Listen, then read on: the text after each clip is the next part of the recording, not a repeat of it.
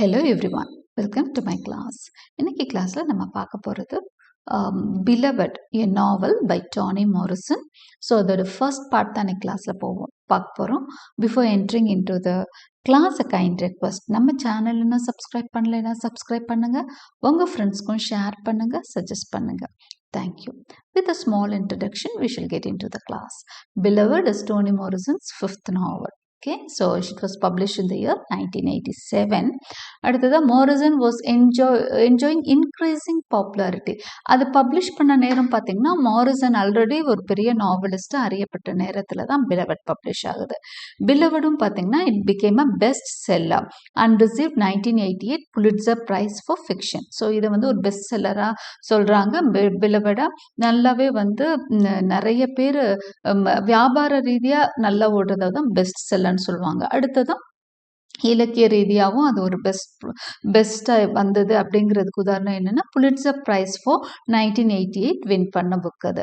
It's reception by critics was overwhelming. அது மட்டும் இல்லை, கிரிட்டிக்ஸ் வந்து இந்த புக்கை ரொம்ப நல்லாவே ப்ரைஸ் பண்ணியிருக்காங்க.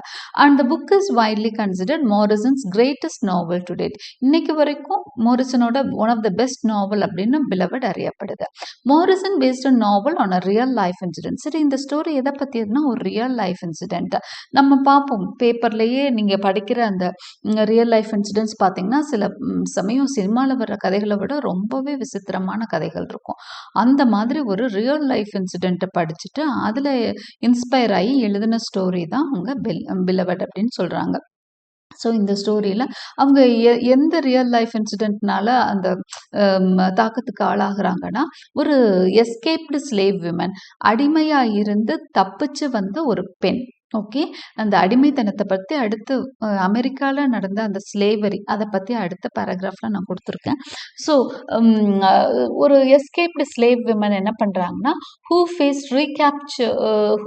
ரீகேப்சர், அதாவது இந்த அடிமைகளை வந்து தப்பிச்சு போனாங்கன்னா அவங்களுக்கு திரும்ப போய் அந்த ஓனர்ஸ் வந்து பிடிக்கிறதுக்கு ட்ரை பண்ணுவாங்க. இவங்க எப்பவும் தப்பிக்க ட்ரை பண்ணுவாங்க.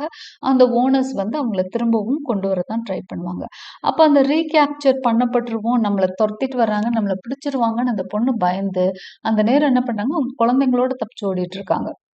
சரி, நம்ம பிடிப்பட்டாலும் பரவாயில்ல, நம்ம குழந்தைங்க இந்த ஸ்லேவரிக்குள்ளே சிக்கக்கூடாதுன்னு தன்னோட குழந்தைங்களை எல்லாம் கொன்னுடுறாங்க அந்த ஸ்லேவ் விமன். ஓகே, ஸோ அந்த ஸ்டோரியில் தான் அந்த ஸ்டோரி வந்து இவங்களை ரொம்பவே வந்து பாதிக்குது. யார் அப்படின்னு சொன்னால் டோனி மாரிசனை. அப்போது அந்த ஸ்லேவரி எந்த அளவு கொடுமையாக இருந்திருந்தால் ஒரு தாய் தன்னோட குழந்தைங்களை கொண்டு இருப்பாங்க. அந்த தாக்கத்தினால எழுதப்பட்ட ஸ்டோரி தான் Beloved. In Beloved, Morrison explores themes of love, family and self-possession in a world where slavery has only recently become a thing of the past. இந்த நாவல்ல பார்த்தீங்கன்னா அவங்க நிறைய தீம்ஸ் இந்த ஸ்டோரிக்குள்ள கொண்டு வந்திருக்காங்க. Love, family, self position in the world, இது எல்லாத்த பற்றியும் டிஸ்கஸ் பண்ணாலும் ஸ்லேவரி வந்து அந்த டைமில் தான் முடிஞ்சிருக்கு. ஓகேங்களா, அமெரிக்காவில் வந்து கிட்டத்தட்ட 100 இயர்ஸ்க்கு வந்து ஸ்லேவரி ரொம்ப டாமினண்ட்டாக இருந்தது. ஸ்லேவரினா அது அடிமையாக இருக்கிறது அப்படிங்கன்னா அது எந்த அளவுக்கு கொடுமை அப்படிங்கிறத வந்து நிறைய பேர் ஹாரியட் பீச்சர் ஸ்டோவோட அங்கிள் டாம்ஸ் கேபின்லாம் பார்த்தீங்கன்னா பயங்கர மூவிங்கான ஒரு ஸ்டோரி. அதாவது அந்த ஸ்லேவ்ஸ் எல்லாம் என்ன பண்ணுவாங்க அப்படின்னு சொன்னால் ஒரு கேட்டல் மாதிரி ட்ரீட் பண்ணுவாங்க. தன்னோட பொருளை என்ன பண்ணுவாங்க, சந்தையில் வந்து ஸ்லேவ்ஸை விற்க வாங்கலாம் செய்வாங்க. அந்த அளவுக்கு ஸ்லேவ்ஸை வந்து கொடுமைப்படுத்துவாங்க. அதாவது ஒரு குடும்பம் வந்து ஒரு வீட்டுக்கு ஸ்லேவாக இருக்கிறாங்க அப்படின்னு சொன்னால் அந்த வீட்டில் இருக்கிறவங்களுக்கு அந்த ஸ்லேவ்ஸ் இருக்கிறாங்களே அவங்கெல்லாம் வந்து பொருள் மாதிரி, அவங்களோட ப்ராப்பர்ட்டி மாதிரி. அப்போ அவங்களுக்கு ஒரு கஷ்டம் வந்துருச்சு, அந்த வெள்ளைக்காரங்களுக்கு ஒரு கஷ்டம் வந்துருச்சு, அந்த ஓனர்ஸ்க்கு ஒரு கஷ்டம் வந்துருச்சு அப்படின்னா இந்த ஸ்லேவ்ஸ் என்ன பண்ணிடுவாங்கன்னா விற்றுருவாங்க. அது மட்டும் இல்லை, அந்த ஸ்லேவ் வந்து தேவைப்படலைனாலும் விற்றுருவாங்க. அந்த ஸ்லேவ்க்கு ஒரு குடும்பமே அங்கே இருக்கும், ஆனால் அதை பற்றி அவங்க கவலைப்பட மாட்டாங்க. அந்த குடும்பத்தில் ஒய்ஃபை விற்றுருவாங்க, இல்லைன்னா யார் நல்ல வேலைக்கு போவாங்களோ அவங்க விற்பாங்க, இல்லை தேவையில்லாதவங்களை விற்றுருவாங்க. இந்த மாதிரி எல்லாம் வந்து ஒரு ப்ராப்பர்ட்டியாக பார்த்த ஒரு சூழல் வந்து அமெரிக்காவில் இருந்தது. அப்போ அது அப்போதான் முடிவுக்கு வந்திருந்தது. யார், ஆப்ரஹாம் லிங்கனோட பயங்கரமான ஒரு போராட்டத்துக்கு அப்புறம் அந்த அபாலிஷனிஸ்ட் மூவ்மெண்ட் ஒன்று வந்திருக்கும். அது லீட் பண்ணிட்டு போனவர் ஆப்ரஹாம் லிங்கன். நீங்கள் கெட்டிஸ்பர்க் அட்ரஸ் நான் நம்ம சேனல்லே கொடுத்துருக்கேன், அது படிச்சிங்கனாலும் இன்னும் உங்களுக்கு வந்து இந்த ஸ்லேவரியை பற்றி டீட்டெயில்ஸ் அதுலேயும் நிறையவே கொடுத்துருக்கேன். Beloved is the ghost of Seti's murdered child, returned for unclear reasons, embodied as a full-grown woman at the age that the baby would have been had it lived. Okay, இந்த ஸ்டோரியில் பார்த்தீங்கன்னா beloved யாரு அப்படின்னா, beloved இந்த பேர் ரொம்ப ரொம்ப லவ்விங்கான ஒரு கேரிங் நேம் இருக்கு அப்படின்னு சொன்னால், இது வந்து the name of a ghost. ஓகேங்களா, இது வந்து ஒரு கோஸ்ட் ஸ்டோரி மாதிரியும் அதை பார்க்கலாம். ஓகேங்களா, இது வந்து யாரு, it is a ghost of Sethe's murdered child. Sethe தான் இந்த ஸ்டோரியோட சேத்தே சொல்லுவாங்க, சேத்தேன்னு சொல்லுவாங்க. இந்த சேத்தே தான் she is the protagonist of the novel. அவங்களோட குழந்தை தான் பிலவட். இந்த குழந்தைய தான் சேத்தே என்ன பண்றாங்கன்னா, குழந்தையா இருக்கிறப்பவே 2-3 வயசு இருக்கிறப்பவே அந்த குழந்தைய கொன்னுடுறாங்க. எதனால அப்படின்னு சொன்னா, இந்த ஸ்லேவரியில தன்னோட குழந்தை சிக்க வேணாம்னு நினைச்சு அந்த குழந்தைய கொன்னுடுறாங்க. ஆனா என்ன ஆயிடுது அப்படின்னா, ரொம்ப நாள் கழிச்சு ஒரு 18-20 வருஷம் கழிச்சு அந்த இறந்த குழந்தை வந்து ஒரு கோஸ்டா வந்ததா எல்லாரும் நம்புறாங்க. பிலவடுன்ற ஒரு பெண்ணோட ரூபத்துல வருது. ஓகேங்களா, அந்த பெண்ணை பார்க்குறப்போ இவங்க என்ன நினைக்கிறாங்க, இது நம்ம இறந்து போன குழந்தை அப்படின்னு தான் நம்புறாங்க. Right, past. அப்போ இதுதான் இந்த ஸ்டோரி. ரைட், அதோட ஒன்லைன் அவுட்லைன் இதுதான். Part history, part ghost story, part historical fiction. The novel also seeks to understand the impact of slavery both on psychology of individuals and on the large patterns of culture and history. இந்த story பார்த்தீங்கன்னா கொஞ்சம் history இருக்கும். ஏன்னா நம்ம வந்து slavery பற்றி படிப்போம். United ஸ்டேட்ஸில் அந்த ஸ்லேவரி எவ்வளவு கொடுமையாக நடந்தது அப்படிங்கிறத இந்த கதை மூலமாக நிறைய இடத்துல தெரிஞ்சுக்குவோம். அடுத்ததாக பார்ட் கோஸ்ட் ஸ்டோரி. ஓகே, ஒரு பகுதியில் பார்த்தீங்கன்னா கோஸ்ட் ஸ்டோரி மாதிரி ஒரு ஹாரர் நாவல் மாதிரி போகும், இன்னொரு பக்கம் அதான் ஹிஸ்டாரிக்கல் நாவல் மாதிரி. அப்புறம் இந்த மாதிரி எல்லா விதமான டைப்ஸுமா இந்த ஸ்டோரியை நம்ம பார்க்கலாம். The novel seeks to understand the impact of slavery.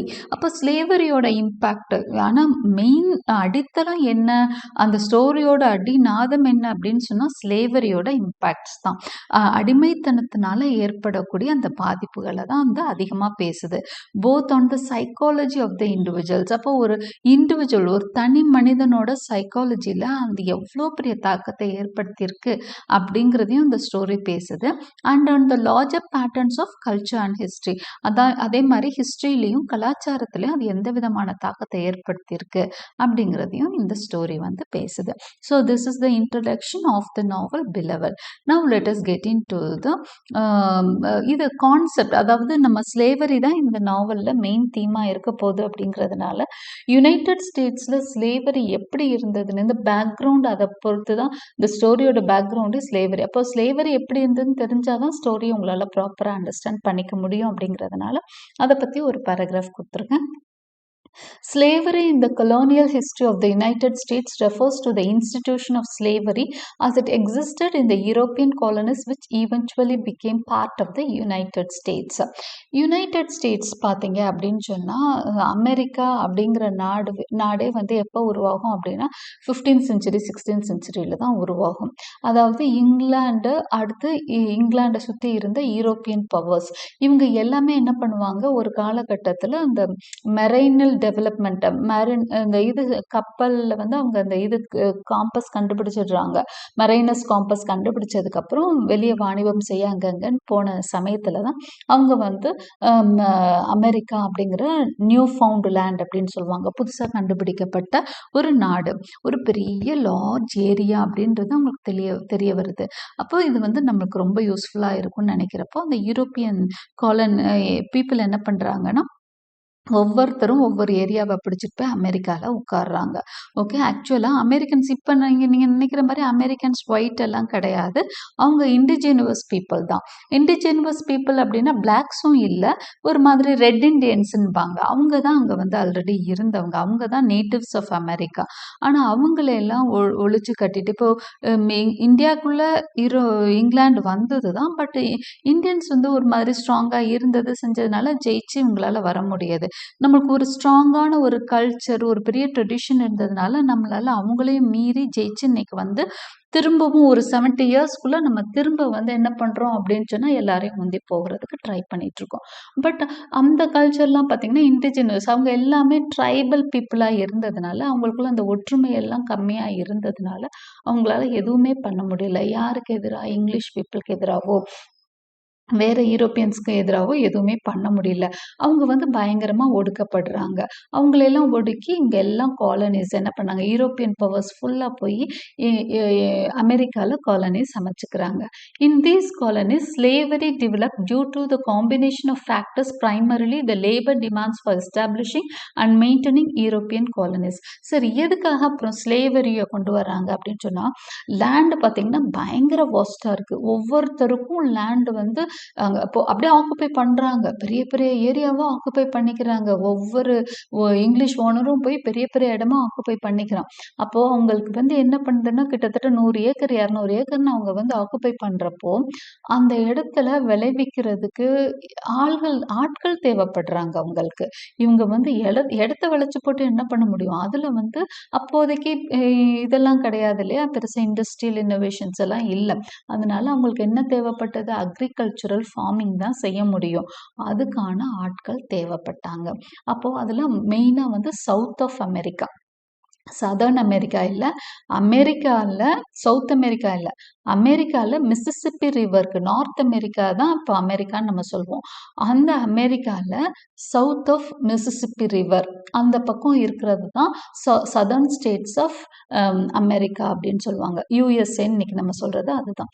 அந்த சதர்ன் ஸ்டேட்ஸ்ல தான் பார்த்தீங்கன்னா நார்தர்ன் ஸ்டேட்ஸும் இருக்கும், சதர்ன் ஸ்டேட்ஸும் இருக்கும்.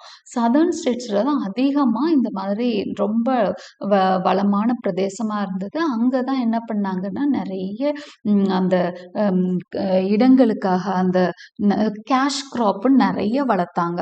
காட்டன் இருக்குங்க இல்லையா? ஏன்னா எல்லாரும் அத தான் ஆடைகளா உடுத்துனதுனால காட்டன், சுகர் கேன் சுகர் வந்து அவங்களோட டெய்லி ஃபுட்ல ரொம்ப முக்கியமான தேவையா இருந்தது. ஸோ இதெல்லாம் கேஷ் கிராப்ன்னு சொல்லுவாங்க. கேஷ் கிராப் அப்படின்னு சொன்னா நல்ல ப்ராஃபிட் தரக்கூடிய கிராப். இதெல்லாம் வளர்த்தாங்க. அப்போ இதெல்லாம் வளர்க்குறதுக்கு அவங்களுக்கு யார் தேவைப்பட்டா? லேபர்ஸ் தேவைப்பட்டாங்க. லேபர்ஸ் வந்து உங்களால வந்து அவங்க ஒயிட் பீப்பிளையே லேபர்ஸா அவங்களால கொண்டு வந்து வேலை வாங்க முடியல. அப்ப ஆரம்பத்துல என்ன பண்றாங்கன்னா, இண்டிஜினஸ் லேபரே எடுத்துக்கிட்டாங்க. அங்க இருந்தாங்களே ரெட் இண்டியன்ஸ கூப்பிட்டு வேலைய வாங்குனாங்க. ஆனா ரெட் இண்டியன்ஸ்க்கு என்ன ஒரு பிரச்சனைன்னு தெரியல. அப்ப திடீர்னு அவங்க எல்லாரும் வந்து ஏதோ ஒரு நோயினால பாதிக்கப்பட்டு அப்படியே கொத்து கொத்தா நெறைய இறந்து விழுந்தாங்க. அவங்களோட பாப்புலேஷன் ரொம்ப குறைய ஆரம்பிச்சது. இவங்களால மீட் அவுட் பண்ணவே முடியல லேபர. அப்போ என்ன பண்றாங்க அப்படின்னா, பிளாக்ஸ இறக்குமதி பண்றாங்க. சவுத் ஆஃப்ரிக்கா அதை பிடிக்க ஆரம்பிக்கிறாங்க. ஆஃப்ரிக்காவ பிடிக்க ஆரம்பிச்சு அங்கேருந்து பிளாக்ஸ கொண்டு வந்து அமெரிக்கால இறக்குறாங்க. அப்படிதான் பிளாக்ஸ் வந்து அமெரிக்காக்குள்ள போறாங்க. வந்து அவங்க எப்படி போறாங்கன்னா, ஸ்லேவ்ஸா தான் பிளாக்ஸ் வந்து அமெரிக்காக்குள்ள போறாங்க. As Spanish, French, Dutch, and English settlers gradually established colonies in North America from the 16th century onwards. இங்க பாருங்க இதுல சொல்லியிருக்கு. ஓகே. யாரெல்லாம் வந்து அங்க காலனிஸ் இது பண்ணியிருக்காங்கன்னு பாருங்க. Spanish, French, Dutch and English settlers இவங்க எல்லாமே என்ன பண்றாங்கன்னா, they established colonies in North America. எப்போ எஸ்டாப்ளிஷ் பண்றாங்கன்னா 16th century onwards எஸ்டாப்ளிஷ் பண்றாங்க.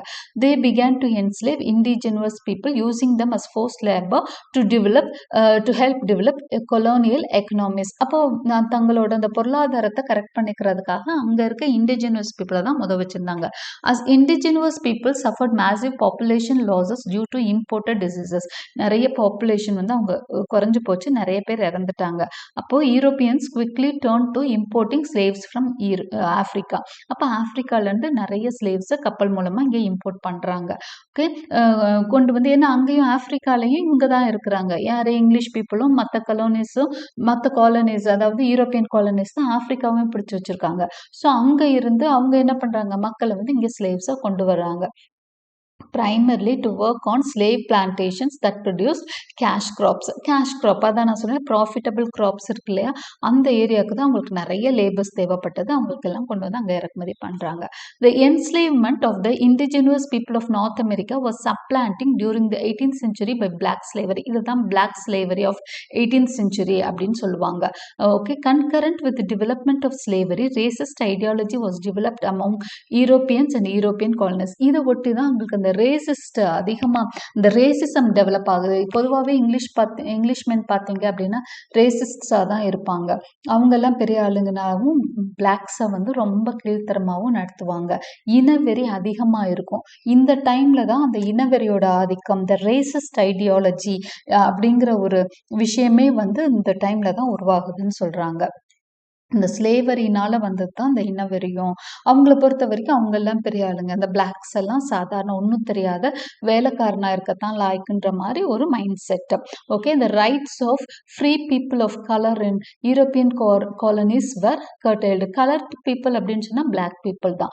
பிளாக் பீப்புளுக்கு வந்து ஃப்ரீடம், ரைட்ஸ் ஆஃப் ஃப்ரீடம் அப்படியே கிடையாது. அவங்களுக்கு எந்த உரிமையும் கிடையாது. சுதந்திரமாக இருக்கக்கூடிய உரிமையே இல்லைன்னு நினைக்கிறாங்க. அவங்களோட சுதந்திரத்தை எல்லாத்தையும் கர்டைல் பண்றாங்க, அடக்கி வைக்கிறாங்க. ஸ்லேவ்ஸ் வர் லீகலி டிஃபைன்ட் அஸ் சாட்டல் ப்ராப்பர்ட்டி. எப்படி அவங்களோட உடைமைகளோ அது மாதிரி தான் இந்த ஸ்லேவ்ஸை கொண்டு வந்த ஸ்லேவ்ஸை அவங்க இது பண்ணிப்பாங்க.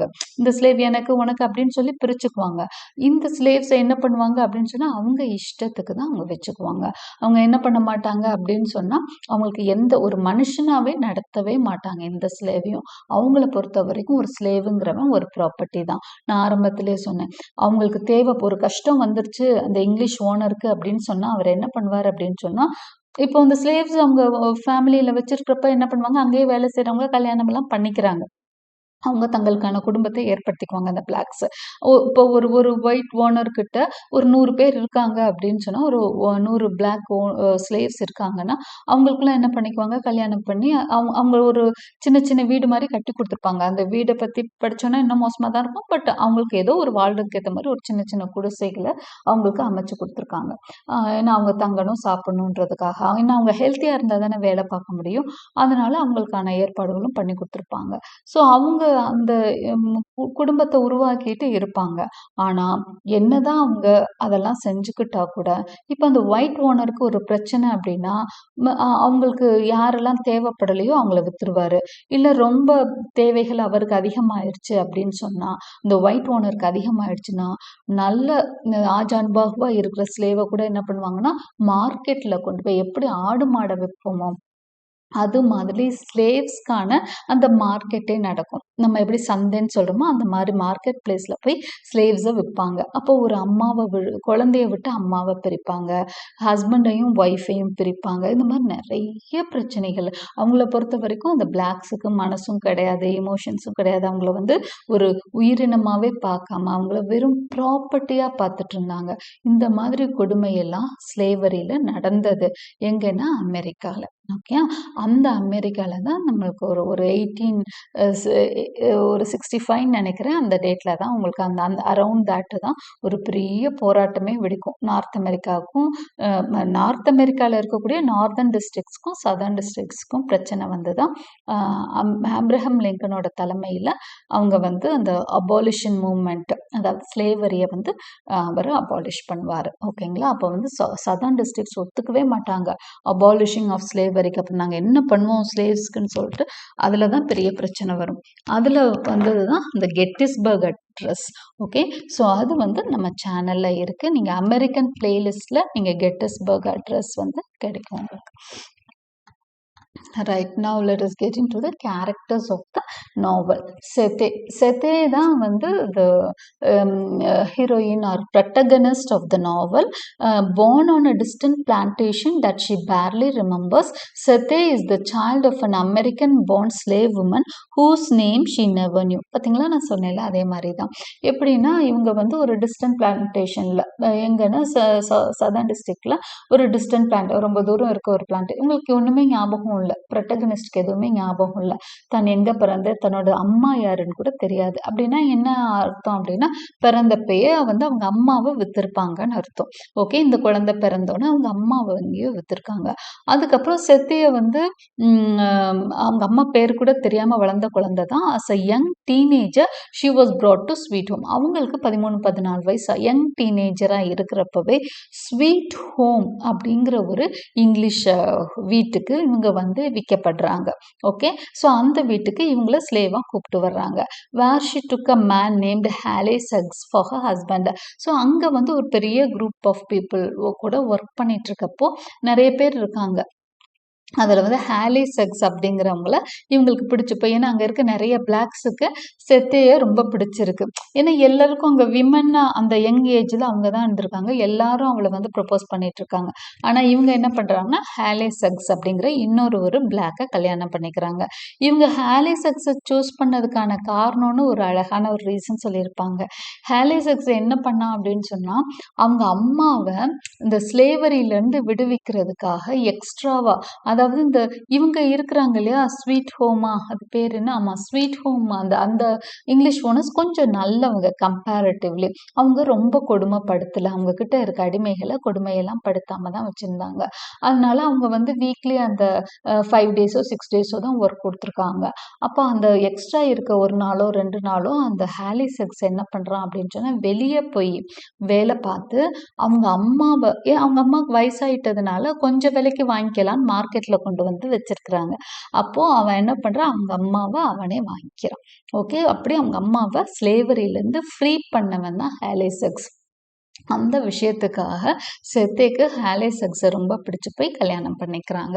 She had 4 children, pregnant with the 4th when she fled sweet home on foot and alone. இந்த கதையை நம்ம பின்னாடி பார்ப்போம். அவங்களுக்கு மொத்தமாக 4 குழந்தைங்க செத்தேக்கு அப்படிங்கிறத நம்ம தெரிஞ்சுக்கலாம். இவங்க தான் வந்து ப்ரொட்டகனிஸ்ட். இவங்க தான் தன்னோட குழந்தைங்கள கொல்றதுக்கு ட்ரை பண்ணுறாங்க, ஸ்லேவரியில் சிக்க வேணான்னு.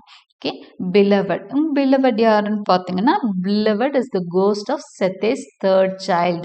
ஓகே, செத்தே நான் சொன்னேன் இல்லையா, செத்தே வந்து தன்னோட குழந்தைகளை கொல்லணும்னு ட்ரை பண்ணுறப்போ 3 குழந்தைங்க அவங்க பிறந்திருப்பாங்க. ஒரு குழந்தை வயிற்றுல இருக்கும், ப்ரெக்னெண்ட்டாக இருப்பாங்க.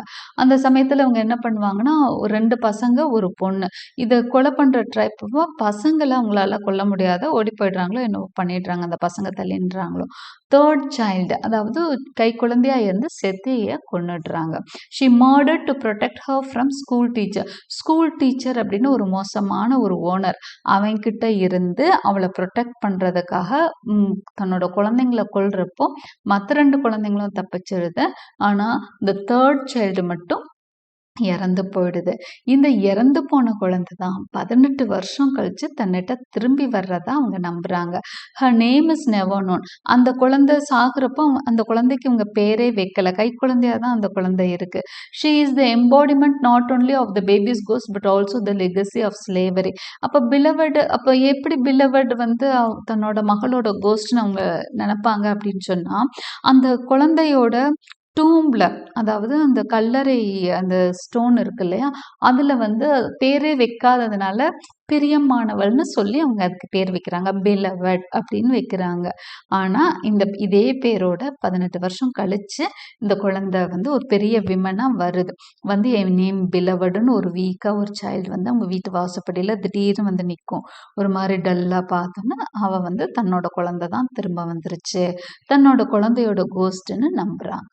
Okay, she is the embodiment not only of the baby's ghost but also the legacy of slavery. அப்ப beloved இங்க யாருன்னா ஒரு உருவகம் மாதிரி, ஒரு எம்பாடிமெண்ட் மாதிரி. பேபியோட கோஸ்ட் மட்டும் கிடையாது, ஸ்லேவரியோட எம்பாடிமெண்ட் அது. ஸ்லேவரினால ஏற்பட்ட பாதிப்புகள் இருக்கு இல்லையா, அதோட தாக்கத்தினால விளைஞ்ச ஒரு க்ரீச்சராக தான் நம்ம வந்து பிலவடை பார்க்குறோம். She represents the power of the past to intrude in to the present. எப்படி பாஸ்ட் வந்து ப்ரெசண்ட்டில் நுழைஞ்சு நம்மளோட நிம்மதியை கெடுக்குமோ அது மாதிரி தான் நம்ம பிலவடை பார்க்குறோம் இந்த ஸ்டோரியில். ஓகே, ஏன்னா நம்ம பழைய விஷயங்களை யோசிச்சுக்கிட்டே இருப்போம், இல்லை பழைய விஷயங்களை நம்ம ஏதோ செஞ்ச தப்பு வந்து இன்னைக்கு ப்ரெசண்ட்ல நம்மளோட ஹாப்பினஸை கெடுக்கும் இல்லையா, அது மாதிரி தான் பிலவட் ஸ்டோரிக்குள்ளே வருவாங்க. Paul D was one of the Sweet Home men. அந்த ஸ்வீட் ஹோமில் வேலை செஞ்ச இன்னொருத்தர் தான் பால் டி. இவரும் வந்து செத்தையை கல்யாணம் பண்ணிக்கணும்னு ஆசைப்பட்டாரு. ஆனால் ஹேலே சக்ஸ் அவங்க கல்யாணம் பண்ணிக்கிட்டாங்க. He also suffered horribly and has reacted by shutting away and deep feelings. இவனும் ரொம்பவே கஷ்டப்பட்டிருக்கான். He shows up at 124 and tries to make a life with Sethe. ஹக்ஸ் இறந்ததுக்கு அப்புறம், அதாவது செத்தையோட ஃபர்ஸ்ட் ஹஸ்பண்ட் இறந்ததுக்கு அப்புறம் தான் இவங்க வந்து திரும்ப மீட் பண்றாங்க. யாரு? பால் டியும் செத்தையும். இப்ப செத்தையோட ஒரு லைஃப் ஆரம்பிக்கணும்னு பால் டி நினைக்கிறான்.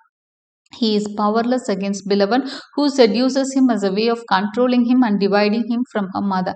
இப்போ என்னன்னா பால்டி வந்தோன்னா பிலவடுக்கு அது ஒரு பெரிய பிரச்சனையாகும். 18 வருஷம் கழிச்சு பிலவடும் வருது, பிலவட் அந்த கோஸ்டும் வருது, பால்டியும் செத்திட்ட வர்றாங்க. 2 பேரும் வர்றப்போ அவளுக்கு 2 பேரையும் பிடிச்சிருக்கு, 2 பேரையும் மெயின்டைன் பண்ணிக்கணும்னு செத்தே நினைக்கிறான். ஆனா பால்டிக்கும் பிலவடுக்கும் ஆகவே ஆகல. பிலவட் என்ன நினைக்குது? தன் அம்மா கிட்ட பால்டி வரக்கூடாதுன்றதுக்காக பால்டியை செட்யூஸ் பண்ற அளவுக்கு பிலவட் வந்து போகுது அப்படிங்கிறத நம்ம தெரிஞ்சுக்கிறோம். Denver, Sethe's daughter. அவங்க இறந்தப்போ ஒரு குழந்தையோட excuse me, Denver is Sethe's daughter. She is the grown up daughter of Sethe. Okay.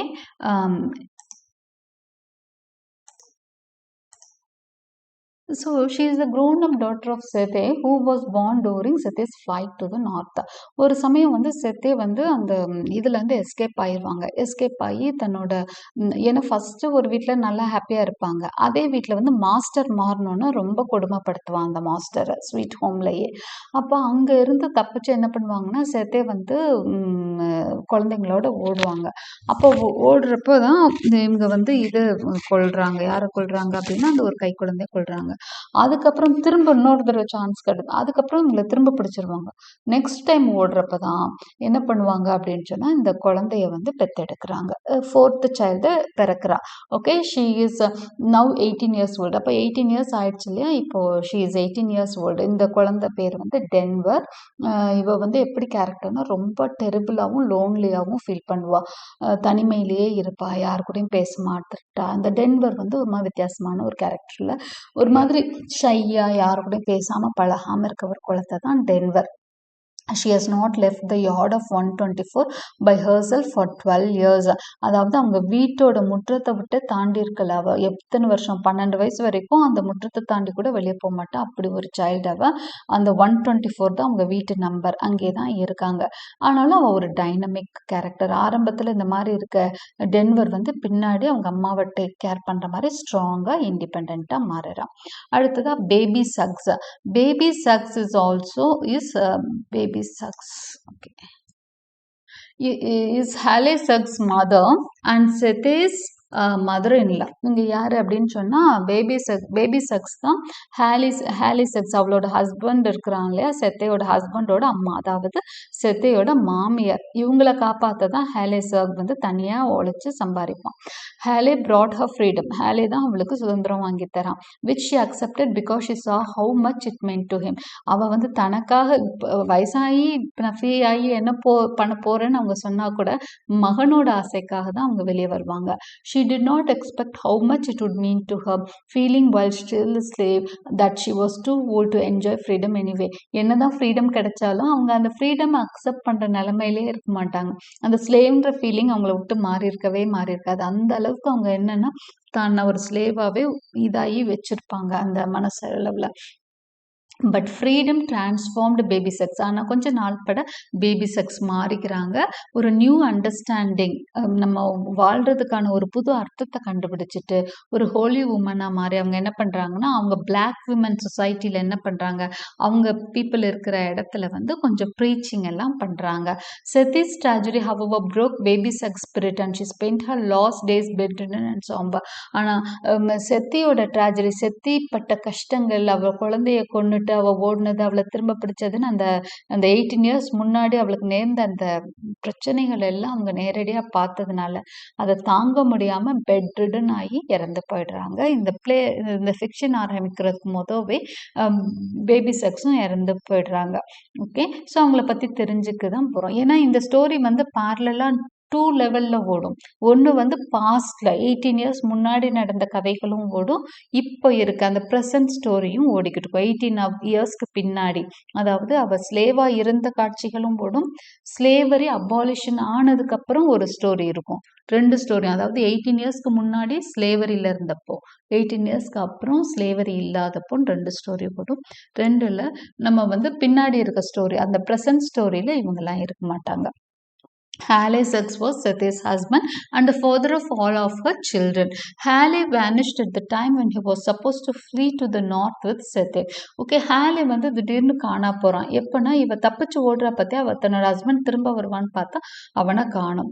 ஆனா கடைசியில தான் சொல்றாங்க என்ன அப்படின்னு சொன்னா, அவன் தப்பிச்செல்லாம் போகல, உன்னை விட்டு எங்கேயும் போகல செத்தி. உனக்கு நடந்த கொடுமைகள், அவளுக்கு செத்திக்கு ஒரு பயங்கரமான ஒரு வன்கொடுமை நடந்திருக்கும். அந்த வன்கொடுமைய அவன் வந்து தன் ஹஸ்பண்ட் வந்து பார்க்க நேர்ந்திருக்கும். அது செத்தைக்கே தெரியாது. அந்த ரூம்ல அவன் ஒளிஞ்சிருப்பான். அப்ப அந்த ரூம்ல தான் அவளுக்கு ஒரு பெரிய கொடுமை நடக்கும். அந்த கொடுமைய வந்து செத்தையோட ஹஸ்பண்ட் வந்து பார்க்க நேர்ந்திருக்கும். அது செத்தைக்கும் தெரியாது, அங்க இருந்த யாருக்குமே தெரியாது. அவன் ஸ்லேவ்னால அவங்கள எதிர்த்து சண்டையும் போட முடியாம அதை பார்த்துட்டு தன்னோட இயலாமையை நினைச்சு அவனுக்கு பைத்தியமே பிடிச்சிரும். இதுதான் ஹாலே செக்ஸ். அதனாலதான் அவன் வந்து செத்தைய ஃபாலோ பண்ணல அப்படிங்கிறது பால்டி தான் பின்னாடி சொல்லுவோம். Okay, he has gone insane, அவன் பைத்தியம் ஆயிட்டான்னு சொல்லுவாங்க. அடுத்து ஸ்கூல் டீச்சர். இதெல்லாம் வந்து நம்மளுக்கு இந்த கதைகள்லாம் வந்து அந்த ஸ்லேவரி எவ்வளோ கொடுமையா இருந்தது அப்படிங்கிறத தான் சொல்லிக்கிட்டே வரும். ஸ்கூல் டீச்சர் இவன் தான் புது ஓனர். அவங்களுக்கு ஃபர்ஸ்ட் ஒரு ஓனர் இருப்பாங்க. ஸ்வீட் ஹோமோட ஃபர்ஸ்ட் ஓனர்ஸ் வந்து மிஸ்டர் அண்ட் மிஸ்ஸஸ் கார்னர். இவங்க ரொம்ப நல்லாவே அவங்க ஸ்லேவ்ஸை வச்சிருப்பாங்க. ஆனா மிஸ்டர் கார்னர் இறந்ததுக்கு அப்புறம் அவரோட brother in-law, mister corners brother in-law, அதாவது மிஸ்ஸஸ் கார்னரோட அண்ணனோ தம்பியோ, அவனை கொண்டு வந்து யாரை வச்சிருவா அப்படின்னா அந்த மிஸ்ஸஸ் கார்னர் கொண்டு வந்து வச்சிருவாங்க. வேற வழி இல்லை, அவங்களுக்கு உடம்பு முடியாது. அதனால தம்பியவோ அண்ணனையோ பார்க்க சொல்லுவாங்க ப்ராப்பர்ட்டிஸை. அப்போ இந்த அடிமைகள்லாம் அவங்க கீழே போயிடுவாங்க. அதனால தான் இவ்வளோ பிரச்சனைகளும். School teacher was a cruel and sadistic master interested in ways to break the wills of his slaves. அவங்களோட அந்த தைரியம், அந்த மனசு எல்லாத்தையும் உடச்சிடக்கூடிய ஒரு ஆளு தான் இந்த ஸ்கூல் டீச்சர். ஸ்கூல் டீச்சர்னு சொல்றாங்க, ஆனால் அவ்வளோ மோசமான ஒரு ஆளாக இருந்திருக்கான். He conducted a pseudo scientific study of the slaves, treating them in his study the way a biologist treats lab animals. அவன் எப்படி அப்படின்னா, நான் வந்து இந்த ஸ்லேவ்ஸை வந்து வச்சு ஒரு ஸ்டடி பண்ண போறேன்னு லேப்ல எப்படி எலிய வச்சு ஸ்டடி பண்ணுவாங்களோ அது மாதிரி இந்த ஸ்லேவ்ஸை வச்சு சூடோ ஸ்டடி பண்றேன். ஒரு பொய்யா, உண்மையாலாம் இல்லை, சும்மா அவங்களோட வலியையும் வேதனையும் நான் ஸ்டடி பண்றேன், இவனுக்கும் வலிக்குதான்ற மாதிரி ஸ்டடி பண்றேன்ற மாதிரி எல்லாம் பார்க்குறான். ஒரு பயாலஜிஸ்ட் எப்படி ஒரு அனிமலை வச்சு லேப்ல பண்ணுவானோ அதே மாதிரி டார்ச்சரை இவன் யாருக்கு கொடுக்குறான் அப்படின்னு சொன்னா ஸ்லேவ்ஸ்க்கு கொடுக்குறான். Amy Denver. Amy helped Sete to escape to the north, saving Sete's life and helping to deliver her baby. Amy Denver யாருன்னா ஒரு சின்ன கேரக்டர் தான். அவங்க வந்து ஒரு முக்கியமான குரூஷியலான கட்டத்துல தான் செத்தியை சந்திப்பாங்க. செத்தி வந்து தப்பிச்சு போயிட்டு இருக்கப்போ போட்ல தான் சந்திப்பாங்க. அவளுக்கு அந்த குழந்தை பிறக்கிறதுக்கு ஹெல்ப் பண்ணியிருப்பாங்க. அந்த 4th சைல்டு பிறக்கிறதுக்கு ஆமி டென்வரோட ஹெல்ப்ல தான் அந்த 4th சைல்டு பிறந்திருக்கும். அதனால தான் செத்தி தன்னோட குழந்தைக்கு அவளோட ஞாபகமா டென்வர் பேர் வச்சிருக்காங்க. ஓகே, ஹோவர்ட் அண்ட் பக்லர் இவங்க வந்து செத்தையோட சன்ஸ். ஓகே, இவங்க என்ன பண்ணுவாங்க அப்படின்னா ஒரு குறிப்பிட்ட இவங்களையும் தான் கொல்றதுக்கு போயிருப்பாங்க. ஸ்கூல் டீச்சர் வந்து பிடிச்சிட்டு போயிடுவானோன்னு பயத்துல தான் இந்த 3 குழந்தைங்களையும் கொல்ல ட்ரை பண்ணுவாங்க. இதுல இந்த 2 பசங்களும் தப்பிச்சிருவாங்க. The 2 boys fled years ago after particularly frightening encounters with a ghost. அந்த வீட்டுல வந்து ஒரு பேயோட ஆதிக்கம் இருக்குன்னு அந்த பசங்க ஃபீல் பண்ணதுனால அவங்க 2 பேரும் வீட்டை விட்டு போயிடுறாங்க. Mr Garner, old master of Sweet Home, இவர் தான் வந்து கொஞ்சம் ஜெனரஸா, ஸ்லேவ் ஓனர்ஸ்லேயே பார்த்தா இவர் ஜெனரஸ் மாதிரி தெரியும். ஓகே, ரியலான்னு தெரியாது, பட் நான் நல்லவன் அப்படிங்கிறதுக்காக அவர் இருக்க மாதிரி இருக்கும். மிஸ்ஸஸ் கார்னர் வந்து மிஸ்டர் கார்னரோட சிக்லி வைஃப், அவங்களுக்கு உடம்பு முடியாது. அதனால தான் ஸ்கூல் டீச்சரை ஸ்வீட் ஹோமுக்கு கூப்பிட்டு வர்றாங்க மிஸ்டர் கார்னர்ஸோட டெத்துக்கு அப்புறமா. She spend the last months of her bedridden last months of her life bedridden and very ill. கடைசி காலத்துல அவங்க ரொம்ப படுக்கையில படுத்து ரொம்ப மோசமா இறந்து போயிடுறாங்க மிஸ்ஸஸ் கார்னர். ஸோ இதுதான் இந்த ஸ்டோரியோட கேரக்டர்ஸ். அடுத்து பிளாட் சம்மரி ஒரு 2 பேராகிராஃப் மட்டும்தான் இன்னைக்கு பார்க்க முடியும். ரெஸ்ட் வந்து நம்ம நெக்ஸ்ட் கிளாஸ்ல பார்க்கலாம். பிளாட் சம்மரி இன் 1873. ஸோ இயர் பார்த்துக்கோங்க 1873. இதுதான் செட்டிங். ஆனால் இந்த ஸ்டோரி வந்து அப்படியே பின்னாடியும் போகும், 18 இயர்ஸ் முன்னாடியும் போகும். அதாவது இது வந்து அபாலிஷனுக்கு அப்புறம், என்ன அபாலிஷனுக்கு அப்புறம் அப்படின்னா ஸ்லேவரி அபாலிஷனுக்கு அப்புறம்.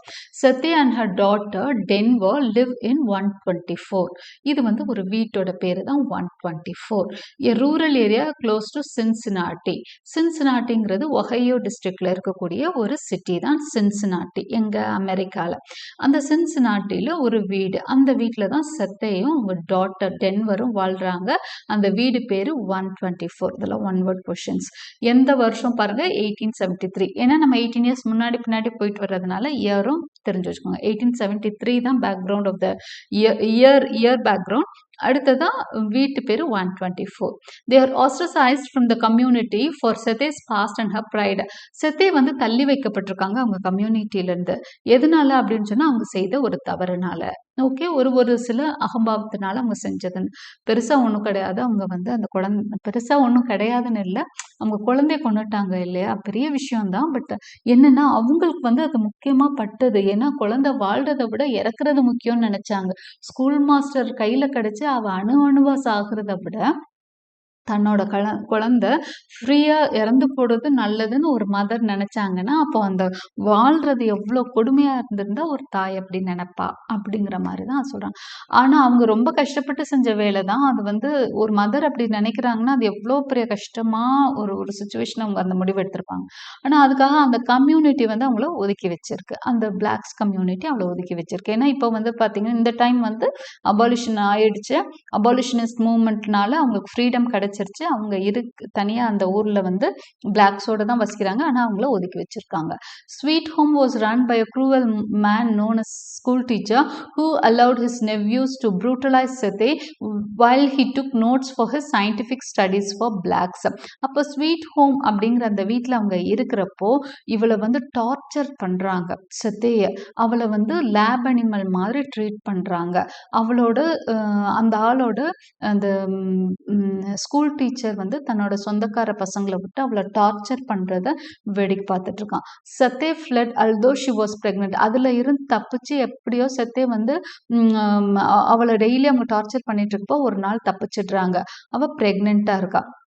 delivering the child along the way with help from a white woman named Amy Denver. அப்போ அவங்க வந்து அங்கேருந்து தப்பிச்சு ஓடுறப்ப தான் ஆமி டென்வர் அப்படிங்கிற ஒயிட் உமன் மூலமாக அவங்களுக்கு குழந்தை பிறக்குது. சதேஸ் husband who was supposed to accompany her disappeared. தனக்கு பின்னாடி தன்னோட ஹஸ்பண்ட் வரான்னு நினைக்கிறாங்க, ஆனால் அவன் வரல. After her escape to Cincinnati with 4 children. அங்கே இருந்து தான் அவங்க சின்சினாட்டிக்கு தன்னோட 4 சில்ட்ரனோட தப்பிச்சு போயிடுறாங்க. Sethe enjoyed only 28 days of freedom. அங்கேருந்து 28 நாள் தான் அவங்க வந்து குழந்தைங்களோட தப்பிச்சு போய் சந்தோஷமா இருக்காங்க. வயிற்றுல ஒரு குழந்தை, அந்த குழந்தை தான் பிறந்துடுது. அடுத்ததான் வந்து இந்த 3 குழந்தைங்களோட போறாங்க. போய் அவங்க மாமியார் ஃப்ரீடமா இருக்கிறாங்களே அவங்க கிட்ட போய் இருக்காங்க. ஆனா 28 days தான் அவங்க வந்து தப்பிச்சு போயிருப்பாங்க. திரும்ப என்ன ஆயிரும்னா she was track down by her old master. அந்த ஸ்கூல் மாஸ்டர் வந்து அவளை வந்து தேடி கண்டுபிடிச்சு வந்துருவான். rather than allow her children to be returned to slavery, she attempted to kill all of them. So திரும்ப இந்த குழந்தைங்கள ஸ்லேவரிக்கு கூப்பிட்டு போறதுக்கு பதிலா இவங்க இறந்து போயிட்டோன்னு அந்த தாய் நினைக்கிறான். அதனால she attempted to kill all of them, succeeding only in killing the baby girl. ஆனா பசங்க தப்பிச்சிடுறாங்க, பேபி கேர்ள் மட்டும் இறந்து போறா. Rejected then by her master, who saw she was no longer fit to serve. Sethe was also saved from hanging and was released to raise her remaining 3 children at 124. அப்புறம் ஒரு குறிப்பிட்ட காலத்தில் அவங்க வந்து அபாலிஷனிஸ்ட் வந்ததுனாலையோ இல்லை அவளால் வந்து இயலலை, அவளால் வந்து வேலை செய்ய முடியாதனாலையோ அவள் வந்து ஸ்லேவரியிலேருந்து வெளியே வர்றான். வெளியே வந்து தன்னோட 3 சில்ட்ரனோட 124 அப்படிங்கிற இந்த வீட்டில் வந்து தங்குறா. ஓகே, அந்த வீட்டில் என்ன பிரச்சனைனா the ghost of the dead baby began to haunt the house. எந்த குழந்தை இவங்க கொன்னாங்களோ அந்த குழந்தையோட ஆன்மா ஆவி வந்து அந்த வீட்டை வந்து பிடிச்சிருக்கிறதா அவங்க நினைக்கிறாங்க. அவங்களும் அவங்க 3 குழந்தைங்களும். இதுல 2 sons, ஒன்று வந்து Denver. The 2 sons Howard and Bugler left after having particularly frightening encounters with the ghost. அந்த 2 பசங்களும் கோஸ்டோட ஒரு சில என்கவுண்டர்ஸ் நடந்ததுனால வீட்டை விட்டு ஓடி போயிடுறாங்க. சந்திக்க நேர்ந்ததோ, பார்க்குறாங்களோ, கோஸ்ட்டை பார்த்துடுறாங்களோ, அதனால இந்த 2 பசங்களும் வீட்டை விட்டு போயிடுறாங்க. The grandmother Baby Suggs died a broken woman. தன் மகனுக்கு, தன்னோட மருமகளுக்கு, அந்த குழந்தைங்களுக்கு ஏற்படுற கஷ்டங்களை எல்லாம் பார்த்து தாங்க முடியாம அந்த மாமியாரும் இறந்து போயிடுறாங்க. Baby sucks had been a positive force in Cincinnati black community, regarded by many as an inspiring holy women. அவங்க வந்து சாகிறதுக்கு மொதல் ஒரு இன்ஸ்பைரிங் விமனாக அந்த பிளாக் கம்யூனிட்டியில் ஒரு நல்ல சேவைகள்லாம் ரிலிஜியன் வைஸ் நிறைய சேவைகள்லாம் செஞ்சுட்டு தான் இருந்தாங்க. ஆனால் அவங்களும் இறந்து போயிட்டாங்க. After what happen to Sethe's gave up her preaching and retire to bed. செத்திக்கு இந்த கொடுமைகள்லாம் பார்த்து தாங்க முடியாமல் அவங்களும் உடம்பு முடியாமல் போய் இறந்து போயிடுறாங்க. Years after her death Denver and Sethe continue to live in the house alone. இதுக்கப்புறம் இப்போ மாமியார் இறந்துட்டாங்க, 2 பசங்களும் ஓடி போயிட்டாங்க. இப்போ அந்த வீட்டில் யார் இருக்கிறதுனா செத்தேயும் டென்வர் மட்டும்தான் இருக்காங்க. செத்தே ஒர்க்ஸ் அஸ் அ குக். செத்தே வந்து நிறைய வேலைகள் ஒரு வீட்டில் வேலை செஞ்சுட்டு இருக்காங்க குக்கா. Denver spends her days alone. Denver வந்து தனிமையிலேயே தான் வீட்டில் இருக்கா. Denver is terribly lonely but is also afraid to leave the yard. ரொம்ப தனிமையில் இருந்தால் கூட அவள் வீட்டை விட்டு வெளியவே போக மாட்டா. Even though she is 18 years old. 18 வயசாயிடுச்சு டென்வருக்கு, இன்னும் அவள் வெளியே போகிறதில்ல. ஸோ அவளோட ஏஜ் தான் ஸ்லேவரியிலேருந்து அவங்க விடுபட்ட நாட்கள் அப்படின்னு கவுண்ட் பண்ணிக்கோங்க. ஸோ இது வந்து இப்போ ப்ரெசண்ட்டும் பாஸ்ட்டும் சேர்ந்து கலந்து கொஞ்சம் சொல்லியிருக்காங்க. ஓகே, ஆனால் ப்ரெசண்ட்டில் இப்போ வந்து செத்தையும் டென்வரையும் பார்த்துட்டோம். பாஸ்ட்டும் ப்ரெசண்ட்டும் கலந்தே தான் ஸ்டோரி போகும். அடுத்ததாக வந்து நம்மளுக்கு பிலவட் இனிமேட்டு நெக்ஸ்ட் பார்ட்டில் தான் இன்ட்ரடியூஸ் ஆக போகிறாங்க. நேராக வர போகிறாங்க பிலவட். ஓகே, அவங்க வந்தோடனே தான் நிறைய சேஞ்சஸ் வரும். So I hope you like my explanation. Like and subscribe my channel for more such videos. Press the bell icon for continuous notifications and thank you for watching.